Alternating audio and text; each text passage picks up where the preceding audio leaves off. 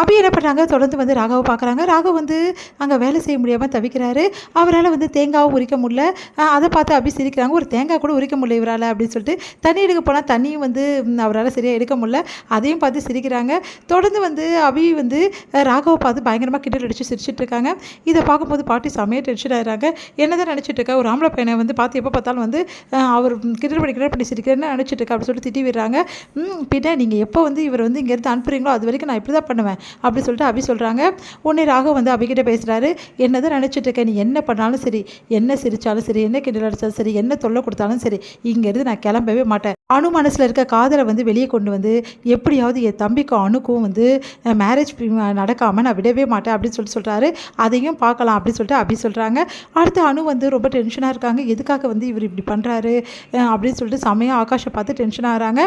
ஆகாஷ் என்ன பண்ணுறாரு, அணு வந்து கோயிலுக்கு போகிறாங்க. ஆகாஷம் பின்னாடியே போகிறாரு. போயிட்டு வந்து அணுக்கிட்ட, என்ன அணு நீங்கள் இப்படி பண்ணுறீங்க, என்கிட்ட பேசாமல் அவாய்ட் பண்ணுறீங்க, நான் இங்கே இருக்கிறது உங்களுக்காக தான், எதுக்கு யாருங்க உங்களுக்கு இருக்க சொன்னால், ஏங்க இப்படி பண்ணுறீங்க, தங்கச்சி வந்துட போகிறா, பெரிய பிரச்சனை ஆக போகுது, இங்கே முதல்ல கிளம்புங்க, அதெல்லாம் கிளம்ப முடியாது, நீங்கள் ஒரு வழி சொல்லி ஆகணும்னு சொல்லிட்டு கையை பிடிக்கிறாரு.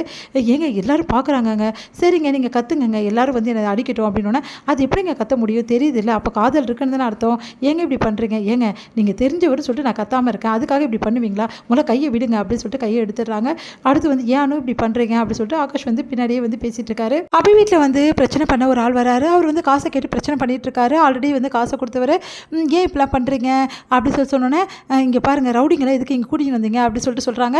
இங்கே பாருங்கம்மா, இங்கே மரியாதை இங்கேருந்து போயிடுங்கண்ணா, அப்படி இல்லைன்னா நான் போலீஸ்க்கு போயிடுவேன் அப்படின்னு. போய் பாரு, என்ன தான் நீ பண்ணி பாரு, இந்த இன்ஸ்பெக்டர் எனக்கு பழக்கம் ஒன்றுமே பண்ண முடியாது உன்னால், புரியுதா, இங்கே பாருங்கள் மரியாதை இங்கேருந்து போயிடுங்க, அப்புறம் அவ்வளோதான், என்ன பண்ணுவேன் போலண்ணா அப்படின்னு சொல்லிட்டு வேணுமே வந்து அணு அபியும் வந்து அந்த ரவுடிஸ் எல்லாம் கையை பிடிக்கிறாங்க.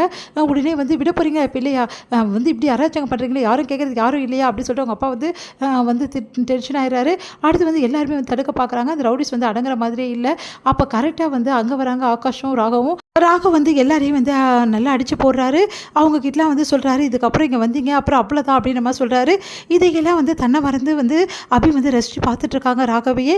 அடுத்து வந்து என்ன பண்ணுறாரு, இங்கே பாருங்கள், இதுக்கப்புறம் வந்து இந்த வீட்டு வந்து வாசப்படியே நீங்கள் மிதிக்கக்கூடாது, அப்படி மிதிச்சிங்க அதுக்கப்புறம் யாரும் இருக்க மாட்டீங்க அப்படி சொல்லிட்டு அமுச்சு விட்டுறாரு. என்னாச்சுங்க இவ்வளோ பிரச்சனை, எல்லாத்துக்கும் காரணம் நீங்கள் தானே என் அக்கா கல்யாணம் நிப்பாட்டினீங்க, அதனால தான் இவ்வளோ பிரச்சனை அப்படின்ற மாதிரி அபி சொல்கிறாங்க. இங்கே பாரு, எதுக்கு எடுத்தாலும் என்ன தான் காரணம் சொல்லாத, அந்த தம்பி வந்து காப்பாற்றினா இப்படியே பேசுவேன், ஏமா இவ்வளோ பேசுகிற அப்படின்னு சொல்லிட்டு வந்து பக்கத்து வீட்டில் வந்து தாத்தா பாட்டி சொல்கிறாங்க. இங்கே பாருங்கள், நீங்கள் உதவி பண்ணதெல்லாம் போதுங்கிறது, கிளம்புங்க அப்படி சொல்லிட்டு அவங்க அத்தை சொல்கிறாங்க, அபியோட அத்தை.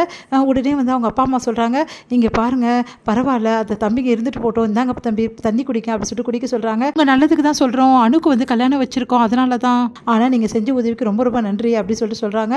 பரவாயில்லங்க சொல்லிட்டு கிளம்புறாங்க.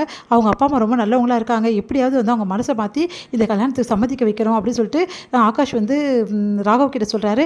ஆமாடா, இதே வேலை தாண்டா உனக்கு, என்ன நடந்தாலும் உன் கல்யாணத்துக்கு தாண்டா வந்து நிற்கிற நீ அப்படின்னோடனே, என்ன ராகவ் இப்படி பண்ணுற அப்படின்னோடனே, சரி சரி விடுடா அப்படி சொல்கிறாங்க.